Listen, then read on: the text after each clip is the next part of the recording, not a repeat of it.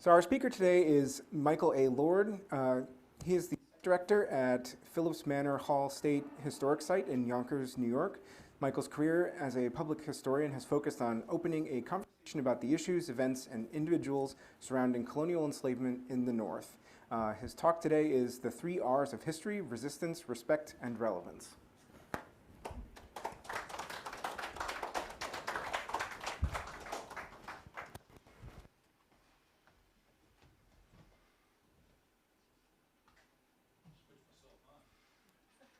Am I there yet? Oh, I'm there now. Okay, terrific. Good morning. Good morning. Welcome and thank you for allowing me to present today here at the Ethical Cultural Society of Bergen County. I want to thank Elaine and Daniel. They took a tour of mine a year ago and actually remembered me. So it was terrific that we got back in touch for all of this. And thank you, Paulo, for bringing me out here today. The 3 R's of history: resistance, respect, and relevance. These are the 3 R's we're talking about today, because traditionally those 3 R's are reading, writing, and arithmetic, right? But my 3 R's actually start with R. I'm very happy to have that, rather than those other 3 R's. Now, I've been a public historian for half my life now. And for those 30 plus years, I've worked at historic sites where I research and present about the role of enslavement in colonial America. Now, this isn't new history, but it's a new way of interpreting history.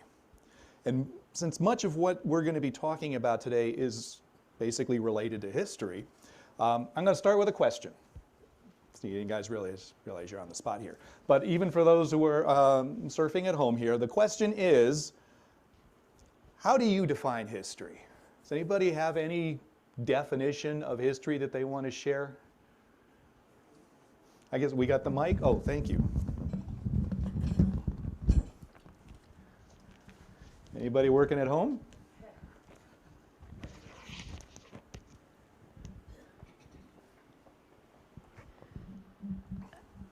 I would say it's events, both concrete and cultural, imaginative, creative events that happened in the past that affect the structures and contexts that we live our lives in right now. Oh, I like that. And, yeah. Also the winners get to write the book. Got that right. Yes. Any other ideas? That's a really great definition, Diane, because oftentimes when I ask this question, I get, it's searching for the facts about how things happened, or it's a way of looking at what defines the truth about the past. But my definition comes from a poet and an award-winning author and activist named Chinua Achebe. From Nigeria. Now, Mr. Achebe, Professor Achebe, had been quoted by saying that history, basically, until the lions have their own historians, tales of the hunt will always glorify the hunter. So his proverb, he freely admits that he stole this, and this is much older than he is, in fact. But it's pretty universal, actually, because I know that Winston Churchill and George Orwell both said that history is written by the victors, as you had said. Napoleon is said to have mentioned that history is just lies agreed upon, right? History, for me anyway, my working definition is an accumulation of perspectives. The more points of view that we can gather about the past, the more three-dimensional it becomes and the more relevant it becomes, because we are seeing these multiple perspectives and how it comments really upon what's been going on today. Let me introduce to you a little bit about what I do at Philipse Manor Hall. Philipse Manor Hall is a state historic site in beautiful downtown Yonkers.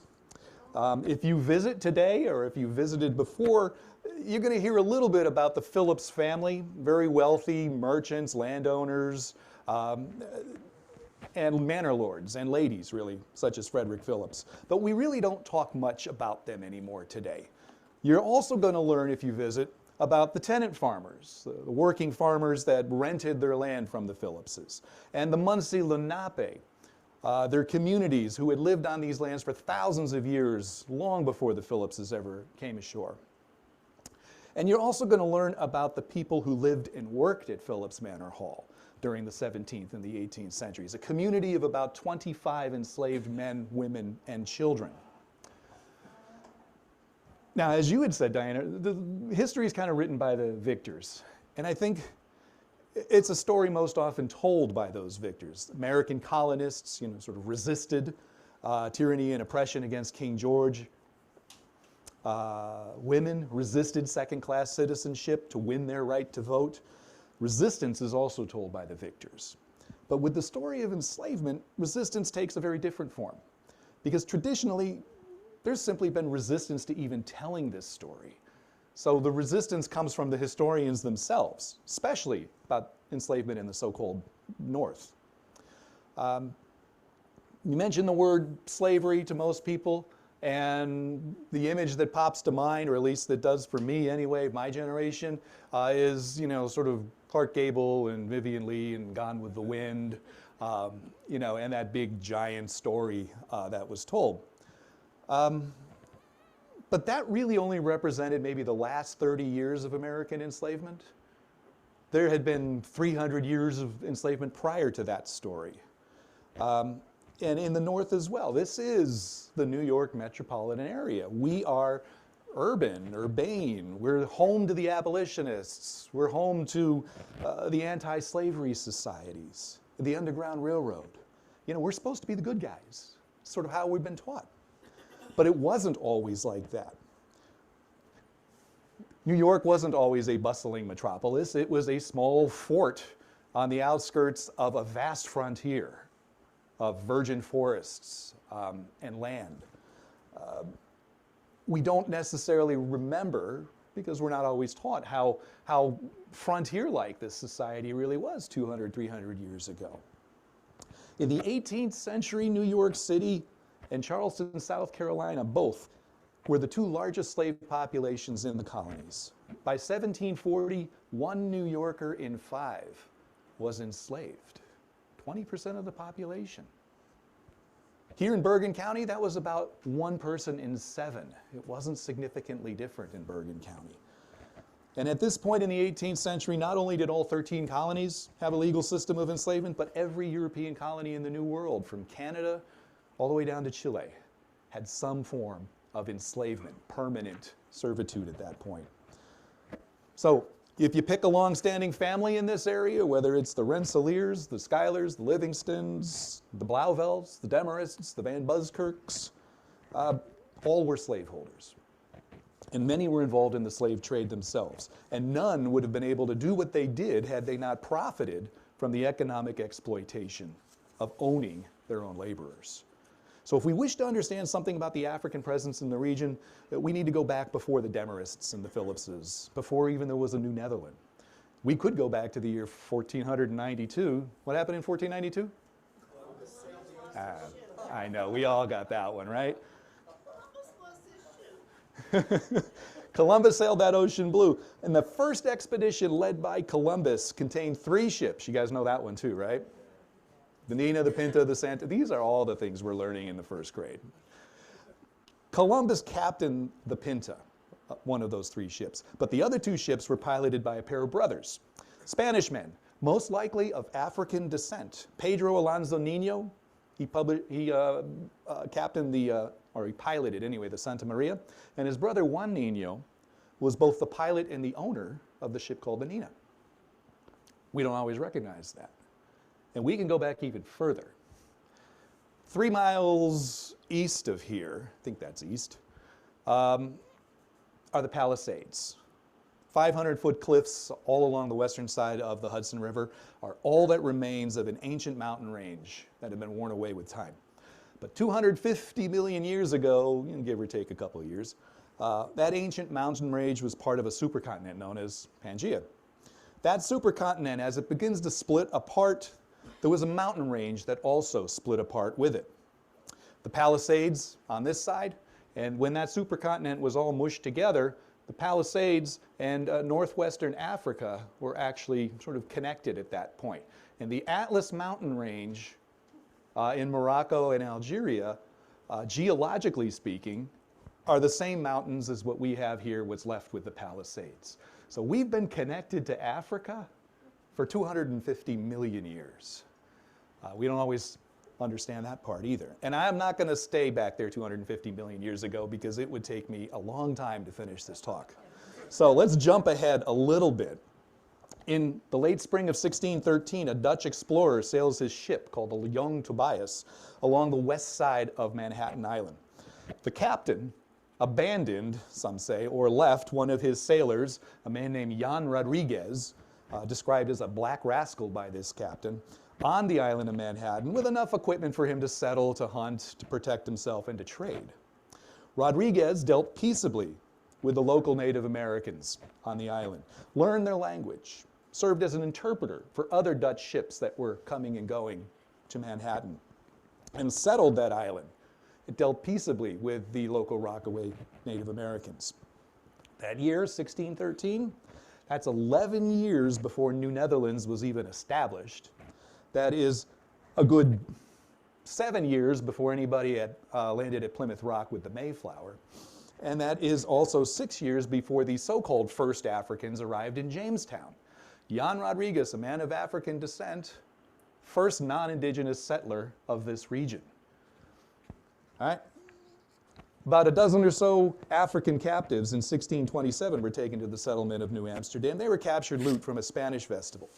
And the Dutch West India Company, who's running the town at that time, couldn't define them as enslaved laborers because there was no laws on the books yet calling or defining what an enslaved person was. But these men were considered indentured servants who were serving a permanent indentureship. So it's really a matter of semantics. Slavery then sort of begins as a social custom in this area, an informal practice, but not yet codified. Under Dutch rule in the New Netherlands, this unofficial form of enslavement has been referred to as a form of half-freedom, but it's kind of misleading because it suggests a kinder, gentler form of enslavement in this region compared to other European colonies at the time.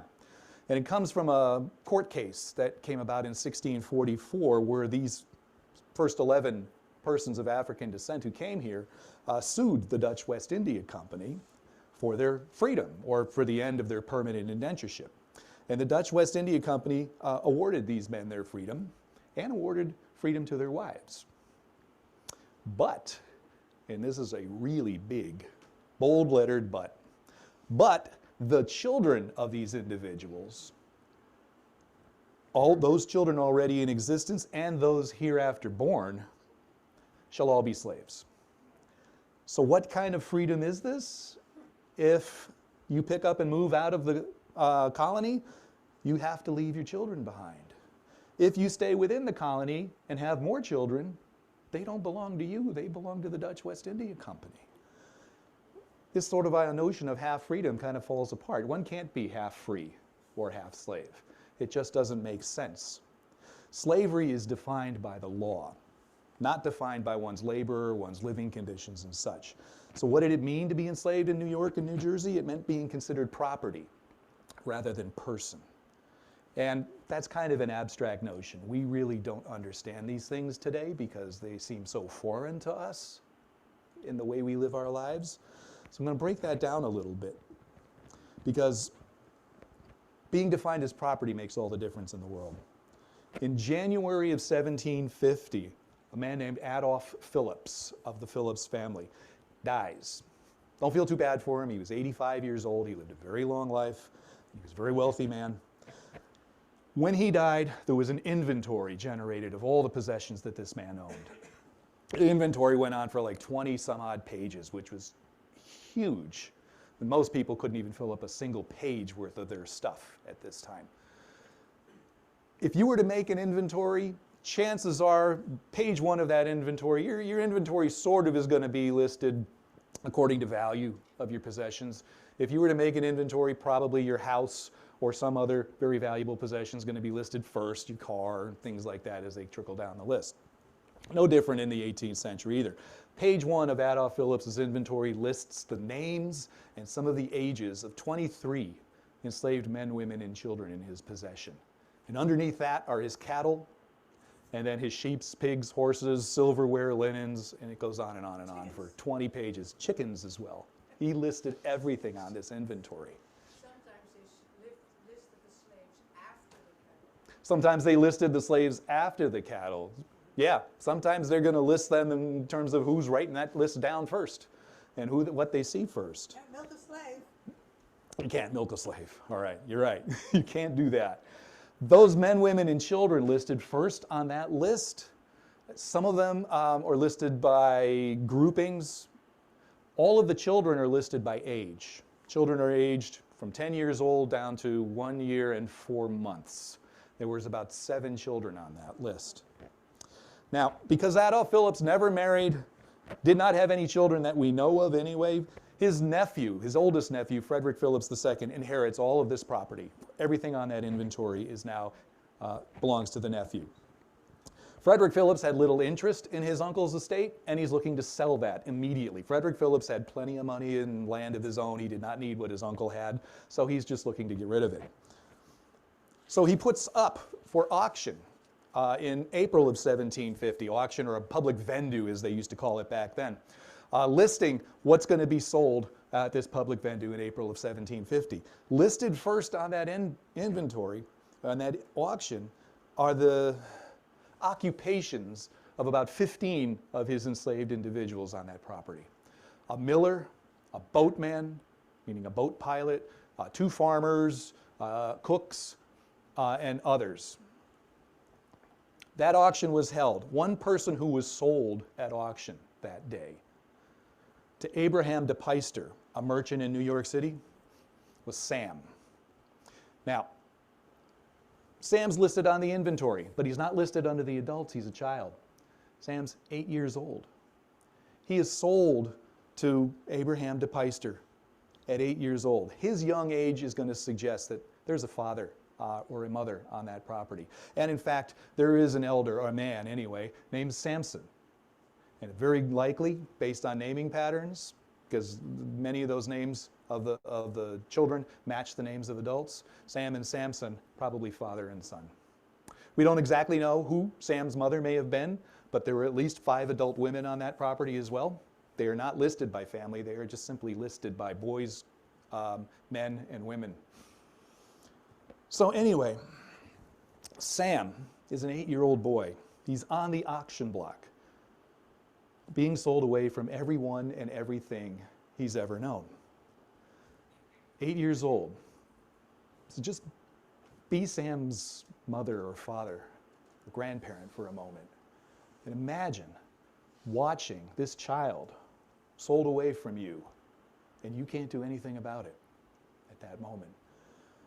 To be enslaved, to be legally defined as property rather than person, means you have to wake up every day of your life not knowing if you're going to see your family when you go to sleep that night. There's a profound and unyielding sense of insecurity and instability to either feel protected by your family or to be able to protect your family. And that's what it means to be considered property rather than person in the eyes of the law.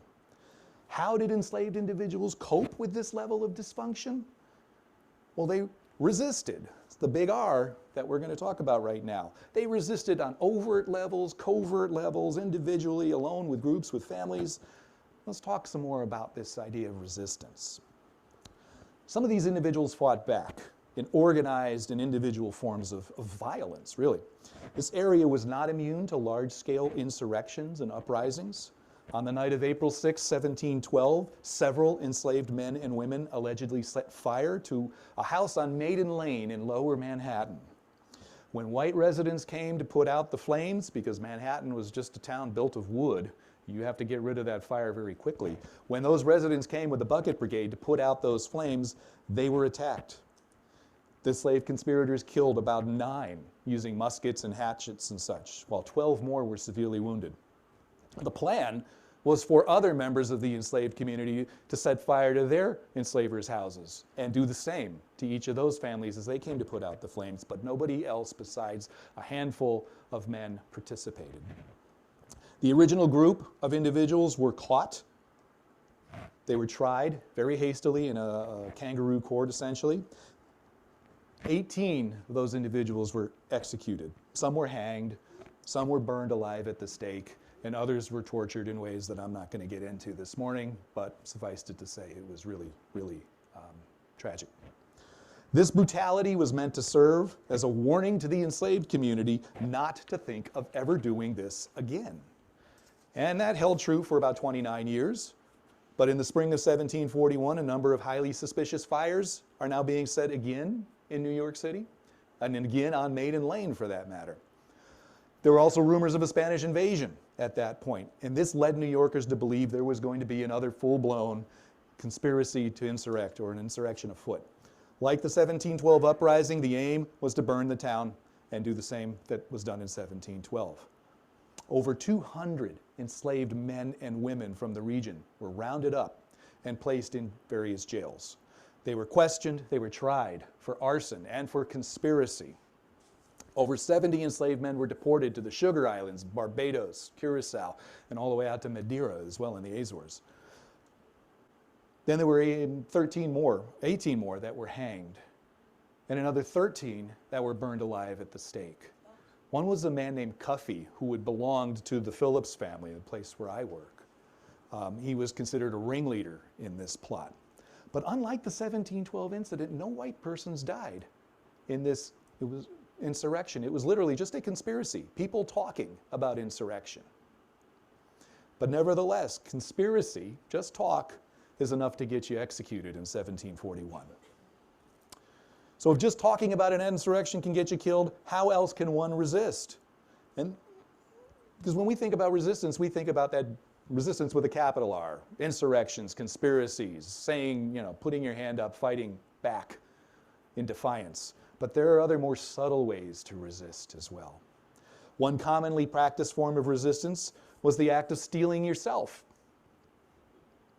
Stealing your enslaver of his labor, basically. That's known as running away or self-liberation. And if you were an enslaved individual in the 18th century in New York or in New Jersey, choosing to run is a very difficult decision. And why? Because here we are in the North. Running away, if that meant freedom, oftentimes we think running away means running north. Well, welcome to the North. There's no freedom at this point. All 13 colonies, Canada, wherever you go, you're going to run into some form of enslavement. So freedom often meant running into a city, like New York, like Elizabeth, New Jersey, places like that, where one could blend in with a relatively large black population, find employment as a sailor, get out of the area completely. Others ran to find family, people that they've been separated from. Some even ran as families. How do we know this? We have books now of local advertisements for runaways.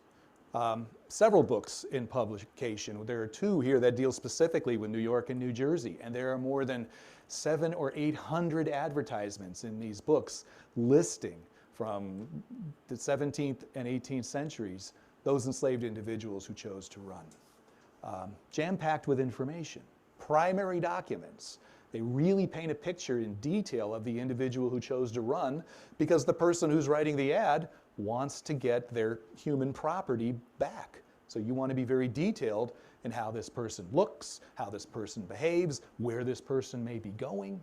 So these runaway advertisements are really wonderful sources for historians to get a glimpse into the life of particular individuals. One individual who chose to run was a woman named Nell. In 1753, Nell is in central New Jersey originally when she first runs. Then she is enslaved by Robert Livingston, a merchant in New York City who was also living in New Jersey. And then she was enslaved by a guy named Isaac Kingsland of Saddle River. And Isaac Kingsland places an ad for Nell in the local newspaper in April of 1753. He lists a tremendous amount of detail in his advertisement for bringing Nell back. He offers a reward of 40 shillings, which is £2 sterling, which is really a good chunk of change in the 18th century.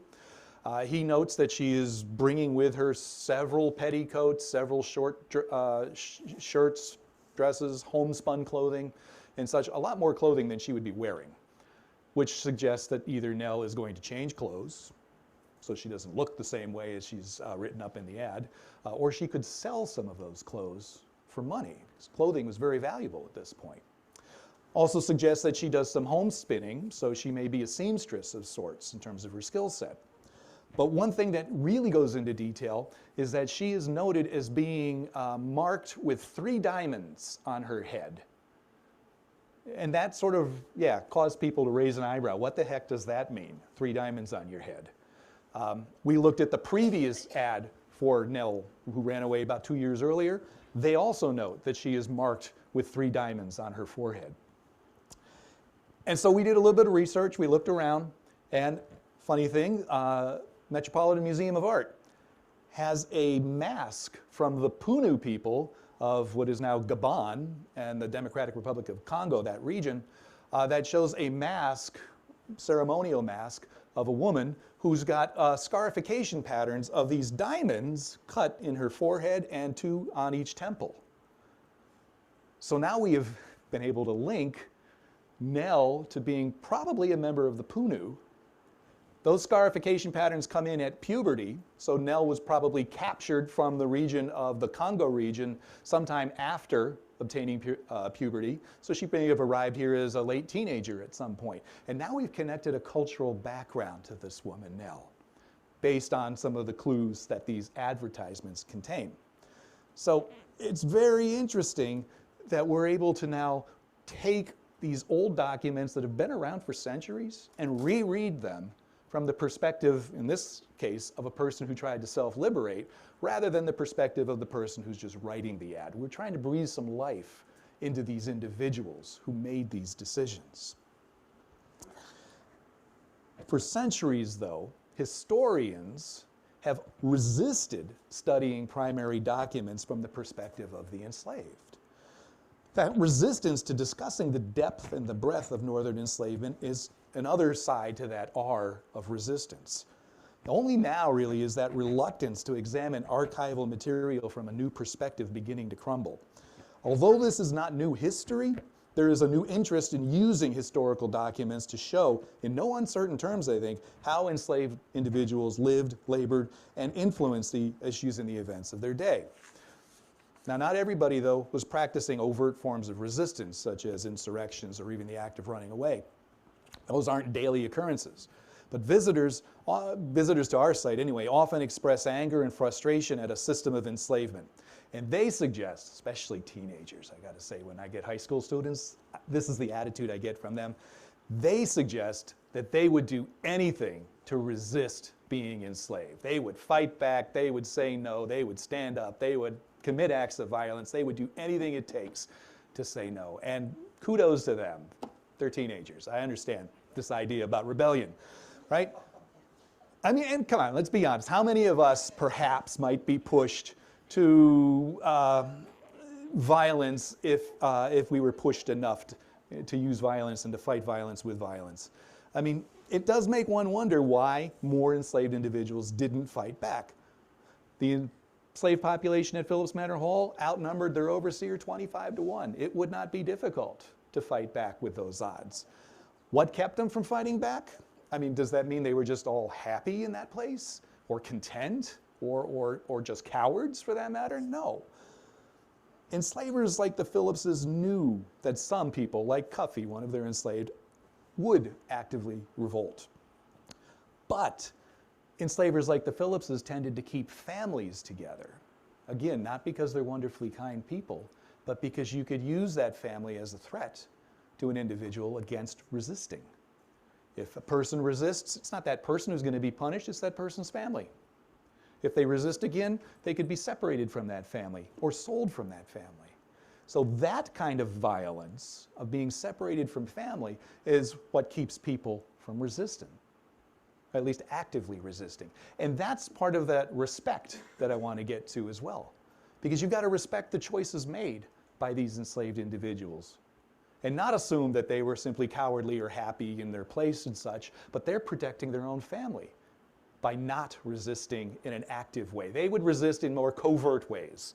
Common sense methods of resistance that we still can practice today, or certainly our children can. How many people here, well, what do you do to get out of doing work that you don't want to do without saying no, without actively resisting by saying no? How do we get out of doing jobs we don't want to do? Make believe you're sick. Perfect. You feign illness, and if you act like you're not healthy enough to do the job, you get a day off. Or at least you get a day not doing such strenuous work. Now, if you keep doing that regularly, you get in trouble. So you got to find other ways to kind of resist quietly. What are the other ways besides feigning illness that we get out of doing work? Working as slow as you can. Perfect. Right? You slow down your work. You pace your work if you're in the fields by singing songs that have a certain rhythm to them. You can speed up or slow down that rhythm depending on who's hanging around and watching over you.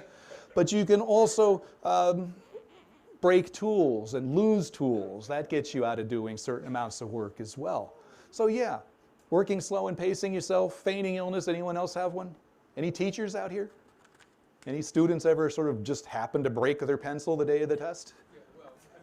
Sabotage, to use the... Yeah, sabotage, to use that term, or simply acting incompetent. You can pretend that you don't know how to do that job.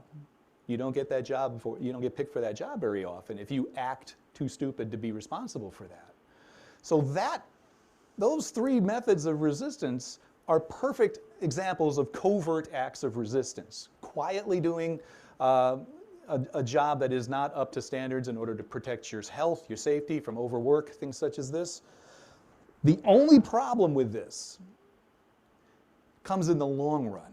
Because if you are breaking tools, acting sick, playing dumb, and not acting responsible, well, there are overseers and enslavers that are writing down in their logbooks, daily journals, what they see coming out of their enslaved community. And they write stuff down like, slaves are always lazy, shiftless, they're too stupid to do any kind of work. And those written comments are what historians are going to pick up and read. And for hundreds of years, these historians are just writing that down as gospel. That is fact. Slaves are lazy, irresponsible, too stupid to do any work. They are inferior beings. Because all you're getting is that one side of the story. You don't get the story from the enslaved perspective because they're not telling you that story. Some slaves could write and read, but who is going to write down in their personal journals the secrets of getting out of doing their work? It's too risky. You pass that information down orally. So through stories, through songs, from elders to children, those things are passed down in secret. So you don't know that side of the story. We are starting to understand this and see that there's a perspective to this. So we don't always end up with those racist tropes of lazy, inferior beings. We understand that there's a respect behind this because we can respect individuals for trying to get out of doing things that they're not being paid to do. It makes perfect sense to do it that way, and you're saving yourself. Now, that leads me to the third R, relevance. It's always a difficult one to kind of connect. Because why do the actions of this enslaved community, those issues, those events of the past matter? Finding relevance is a way to make this connection here. There is relevance in our shared culture, such as common sense practices to get out of doing work. This is pretty universal. But also in our own stories, in our language, in our music, in our art. There's cultural survival skills written into the African side of being an American. I often ask folks this question. I'm going to ask you guys another question. How many here can speak an African language? And I often get that same response of everybody looking at me like, what? Are you crazy? But, well, yes and no. I'm going to ask you right now. Anybody here toting around a handbag or an umbrella because of the weather? Any hands? Some hands. And for those playing at home, you don't have to worry about that, but tote is the key word here.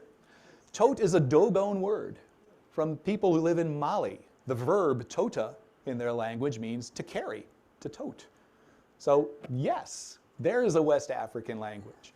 How about, anybody know what a goober is? Peanut. Peanut. You got it, exactly. They're next to the raisinets, right, in the theater. Nguba is the West African term for the groundnut.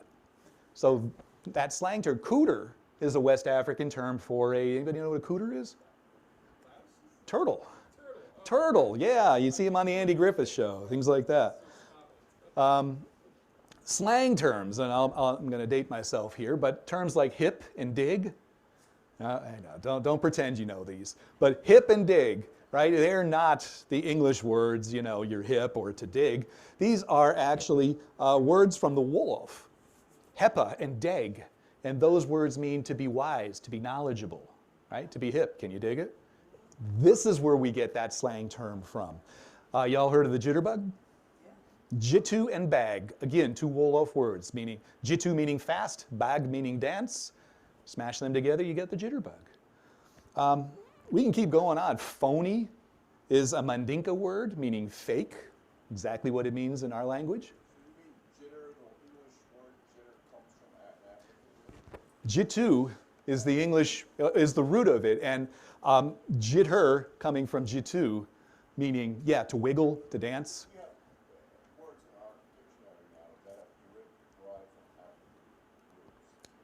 We do. There is a wonderful dictionary out there by a man named Clarence Major called From Juba to Jive, which is a jam-packed dictionary. It's 3 inches thick, 4 inches thick, full of words and their root origins throughout areas of West and all of the continent of Africa.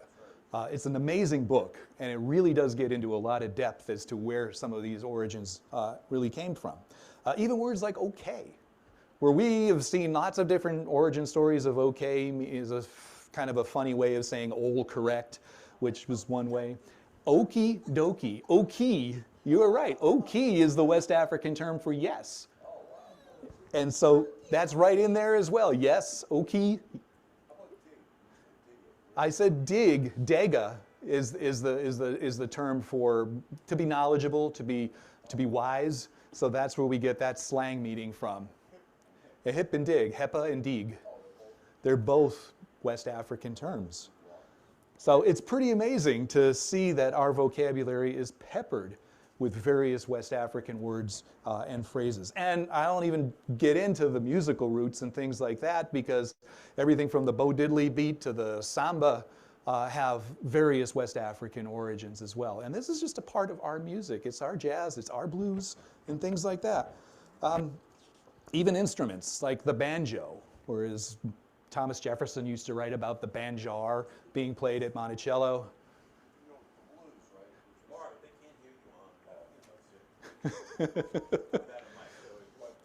We can absolutely go into the blues and such.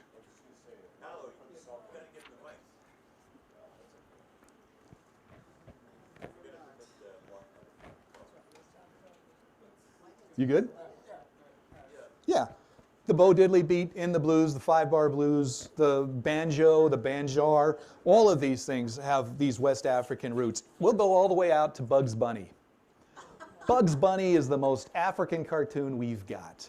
Not only is he a direct descendant of Joel Chandler Harris's Brer Rabbit stories, but Joel Chandler Harris picked up those stories in the quarters listening to people talk about trickster tales. Tricksters are always stories about a weaker animal outsmarting, using their wits to outsmart a more formidable opponent. They're Anansi stories, spider stories, and trickster tales with rabbits and such. Now, I'll admit Elmer Fudd isn't much of an adversary, but Elmer Fudd was the guy that carried the gun, and Bugs Bunny was always the rabbit that outsmarted him. Those are classic trickster tales. That is a direct link to West Africa and those trickster stories. These are examples of our shared African heritage. It's been denied to us for centuries by people claiming that Africans had no culture and therefore have nothing to share for the contribution of being an American. But we all should embrace this African side of our American culture, because this is what it means today. This is why things should matter.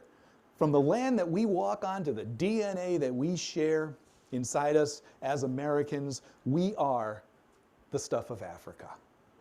If the African aspects of our culture are denied or withheld, well, then how can we expect to respect our own Africanness? This is what I call the Sankofa method of history. Because Sankofa is an Adinkra symbol. It's a West African Akan symbol, oftentimes expressed in the shape of a bird with his head turned backwards who's picking up a seed. Sometimes it's also expressed in a very fancy heart shape. But this Sankofa symbol has a particular proverb attached to it. And that proverb in the Akan language, Chui, that language, is expressed as "So wo wire fine wo Sankofa e Yankee." I'm glad none of you speak Akan or Chui because I probably just killed that. But nevertheless, it roughly translates to "It is not taboo to go back and fetch what you forgot." For many African Americans, and frankly for all historians, Sankofa signifies the importance of learning from the past in order to plan ahead. And that's really important to understand that there is an African connection to simply understanding history and why history itself is important. Because you've got to learn from the past, or, as Santayana said, you're doomed to repeat it. And that's not a good thing. We've got to understand where we came from in order to understand where we're going. James Baldwin wrote about this as well. Langston Hughes also understood the 3 R's of history. Resistance, respect, and relevance have found their way through poems and books. And I really hope that this presentation, as conversation, put it that way, can help spark a better understanding of how we can use those 3 R's of history to better understand where we are today and embrace that African culture of ours in order to really understand kind of the roots of our own local history as well. I thank you guys very much for your time. I appreciate being out here. Thank you so much. Do we have time for any questions, Paula? Yeah, we've got Thank you very much for that. We do have time for a few questions. We have a question in the Zoom audience. Okay, sure. Let's take one question from the room, and then we can jump over to Zoom. Thank you. Thank you for a very interesting talk. A couple of blocks from here going west, there is a historical house. I think it's called the Terhune House, right near the river. And on it, there is a historical marker on it that indicates that the last slaves on that farmhouse were freed in 1884. That's 20 years after the Civil War and 20 years after the 13th Amendment was passed. How is it that there were still slaves, or do you know, in New Jersey 20 years after the passage of the 13th Amendment? Well, yeah, it's an interesting question because, first of all, New Jersey was pretty reluctant as a slave state to end slavery. It was the last state in the North to do so, and they did not officially. They wrote in a few rules about a gradual emancipation in the early 1800s. But it only affected individuals born after a certain date. Anybody born prior to, I believe it's July 4th, 1804, would remain enslaved. And it really took the 13th Amendment before Jersey actually officially ended enslavement in 1865. Anybody after that time technically would have been a free person, but they may have had to remain on a property of their former enslaver because of their age. If they are too old to be productive, if they are too old to take care of themselves, if they didn't have children to help them, then they would become a ward of the state if they were freed, and the state is not really happy about picking up the tab for helping the elderly. So oftentimes they would have to remain on the estate holder. If it was the Terhune family, they may have been sort of what you would call permanent indentures at that point. Technically not enslaved, but theoretically not having their own personal rights either. The Terhune family is interesting because I actually had a document that I was thinking about sharing that Dirk Terhune in 1770 something, I can't remember the exact date, purchased an enslaved young man named Caesar, who was about 18 years old, from a member of, from Peter Demarest, from the Demarest family. They were related. And I was going to go into talking a little bit about what it meant for both the Terhunes and the Demarists to engage in the buying and selling of human property here And also the buying and selling of an 18-year-old boy at that point as well. He was valued at, he was sold for 90 pounds, which was quite a bit of money at that time frame. So we were interested in wondering who this young man Caesar actually was. Did we have a question? Right. Oh, wait a minute. Right. Kevin Wright from the Bergen County Historical Society, yes. Yes, we've crossed paths a few times. I used to play some music down there at the site. He's very, very knowledgeable about all of this. He was very knowledgeable about all of this. Thank you. Yeah. Okay, do we have a question over Zoom? Peter, you had your hand raised. If you'd like to speak, please unmute. Oh, I guess maybe his question was covered. We have no other hands in Zoom. Okay, do we have any questions here? David, was your hand up for? Yes, it is. Hi, thanks. I wonder if you could clarify something that I didn't even know I was confused about until you came. So what is the difference between Philipse Manor Hall, where you work, and Philipsburg Manor, which I didn't even know were two different things? Two separate entities. Very good question, because we often get school groups that get mixed up often about this too. Philipse Manor Hall is a state historic site run by the Office of Parks, Recreation, and Historic Preservation. It's located in Yonkers, New York. Philipsburg Manor is located in Sleepy Hollow, New York, and it is operated by a private nonprofit called Historic Hudson Valley. The difference is only in ownership of who operates the site. Philipse Manor Hall and Philipsburg Manor were both sites owned by the Philipse family in the 18th century. They had what was called a Lower Mills quarters, which was in Yonkers, and then they had an Upper Mills site, which was in Sleepy Hollow. So same family, same story in many ways at the two museums, but just operated now by two different organizations. But great questions, because we oftentimes get visitors that, well, oh yeah, we're coming to your event, we'll be there. And then we get a phone call 20 minutes later saying, we're in Sleepy Hollow, what's going on? We met Rip Van Winkle. Yeah, where Rip Van Winkle was a part, right. We have a question in Zoom. Okay, sure. Gwen, go ahead, please unmute and ask your question. This is a very interesting history. I'm just wondering, is there some place that it's written down? Is there a book that contains this kind of information that you're mentioning? Oh, great question. Yes, there are actually several books and more books coming out regularly about this as well. If you're interested in the early sort of Dutch history of this area and enslavement, Andrea Mosterman has just recently written a book called Spaces of Enslavement, and that really gets into sort of which areas which areas, spaces, how do enslaved individuals sort of navigate these various spaces in the 17th and 18th century. A great book that was now about 25 years old that still is very relevant is published, is Graham Russell Hodges' book called Root and Branch, which really goes into a lot of detail about enslavement in New York and New Jersey in the 18th centuries, quite a lot of detail. Lots of new books that are starting to come out on this story, lots of new ways of rereading previous documents and primary documents and archives, and even archaeology now, to understand something better from the perspective of an enslaved individual rather than from the sort of traditional perspective of the dead white guy. Thank you.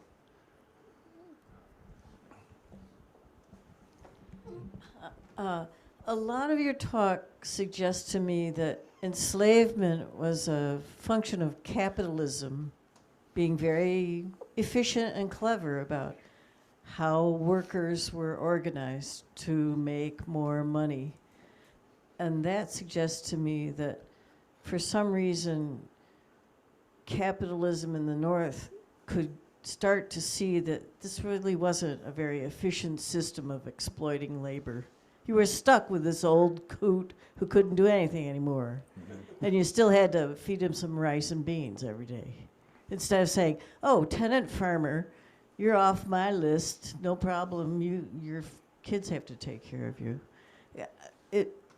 I wonder if you have a sense of why the North was readier to give this system up than the South It's a, down the road? yeah, that's a meaty question. And it's one that's been, battled over for quite a while. This whole idea whether capitalism fueled the end of enslavement because it was just there are other more efficient ways to exploit labor. That is part of the answer why the North industrialized and realized that maybe this agrarian method for forced labor isn't going to work in a factory. But this region, New York and New Jersey, in some ways belies that a bit, because New York and Jersey were successfully industrializing, possibly even before New England and those mills there. There were mills here that were highly efficient machines. The Philipses operated mills, both the Sawmill River and the Pecanico River. And those mills were using enslaved skilled labor to run those mills. The Philipses could have afforded to pay a skilled miller, who sometimes takes as many as 14 years to learn their skill. It's a highly skilled position. They could have paid 100 pounds a year to hire a skilled white miller. But they chose to use enslaved labor to operate those mills. So even though that miller was every bit as skilled as a white miller, you're not having to fork over that 100 pounds a year. You only need to fork over a little bit of food and a little bit of shelter rather than the full cost of 100 pounds a year. And there have been studies that have been done that show that it actually costs less to enslave a skilled laborer because of the amount of food or the amount of shelter that is required versus having to pay sort of a living wage to a very skilled laborer. So in some ways, New York and New Jersey were very hesitant to end this system that they had grown comfortable with. It may or may not have been the most efficient system, but it was the system that they knew.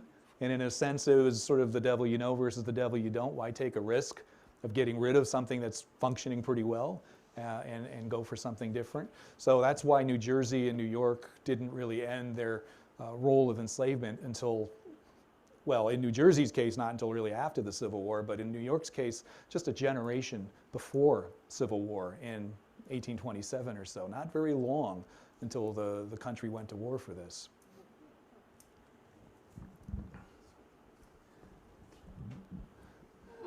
I'm wondering to what extent the 3R approach of history has been incorporated into school curriculum, high school, middle school curriculum?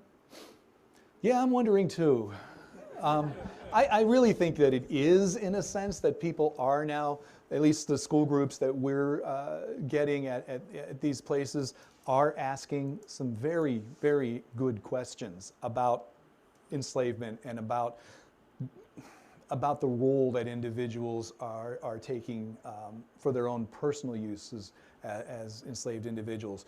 We do programs that look closely at these runaway advertisements because they are short and concise primary documents, and they're great opportunities for students to look at a primary document and then to see it from the perspective of the writer, the enslaver, and then also to flip that story and look at it again from the perspective of that person who is chosen to run.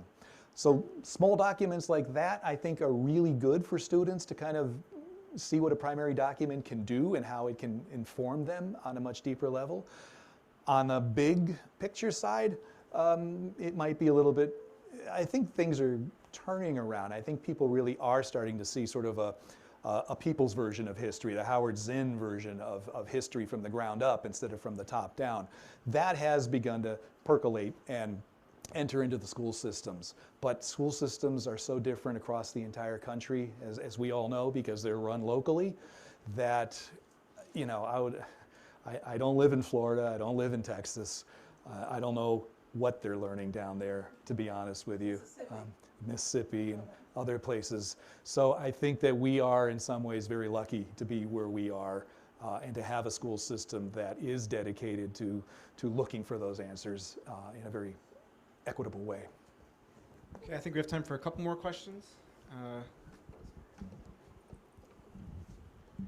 So, first of all, I got to thank you for a really, really informative and valuable talk. Thank you. But you spoke about, when you talk about African influences that continue in our culture now, a lot of these are in the field of culture and the arts. I'm intrigued by, again, you mentioned our image of enslaved people is the mass labor working in the cotton fields in the South. And what we have here are clearly a lot of skilled laborers who were enslaved. Now I know that in the South, especially along the coast, people were brought from Africa as slaves because they knew the technology that Europeans didn't know about things like rice farming, let's say, which had been done in Africa for a long time. Do you know, or do you know of research that indicates to what extent people were captured and brought from Africa to the north because of specific technical skills that they would have had in Africa? In other words, are there skilled labor? Is there skilled labor knowledge that was brought from Africa to the north, as well as what I know about in terms of the rice farms and, let's say, peanut farming in the South? It's a great question. Yes, because often, for so long, Africa was just considered some giant primitive country and not a continent full of hundreds, if not thousands, of different languages and cultures and empires that have been around for millennia. So yeah, absolutely, rice cultivation coming from what was actually known as the rice coast of West Africa. That's the kind of rice cultivation we have in South Carolina. It's not an Asian version of growing rice, it's an African version of growing rice. Here, not only were enslavers, but also slave traders very much aware of the skill sets of various Africans coming from various regions. So in the north, where there tends to be a higher percentage of skilled labor, we know that both the Akan individuals from what is today the area around Ghana, and also parts of the Bakongo kingdom along the coast of the Congo River, those two groups of people were very adept at metallurgy.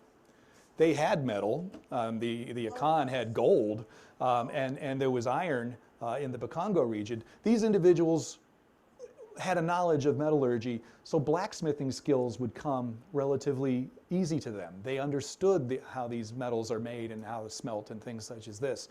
So those regions were specific if you wanted, say, a blacksmith, or if you needed a blacksmith. If you needed boat building or navigational skills, again, the Congo River is an enormous, large river.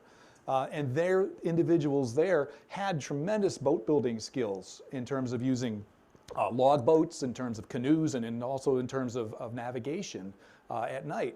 Not necessarily with a compass, but with the stars. So yes, I mean, there are skills in different regions that match up to some of the skills that are necessary here in the north too. It's a great observation. Okay, I think we're going to have to actually leave it there. One more. Okay. So thank you. To echo Dan's applause, this was a wonderful talk, and I really appreciate your shifting the perspective to the point of view of the enslaved rather than the victors. And I think that what you've taught us today about resistance and respect and relevance really enlightens a fourth R, which is reparations. Yes. It's a question that is, certainly being discussed in many different places right now. California has a bill out there about reparations. It's a question that I will leave to our legislatures because I am certainly not adept at trying to provide an answer to that. I think that is an answer that we each individually need to come to terms with and to understand sort of how much of what it is to be an American comes out of the exploitation of African labor. And how does this country come to terms with that? Is a big question for today. Thank you for leaving us with that. Yeah, the more you know, I think the more you understand this, yeah. Thank you. Thank you, everybody, for these great questions. I appreciate it.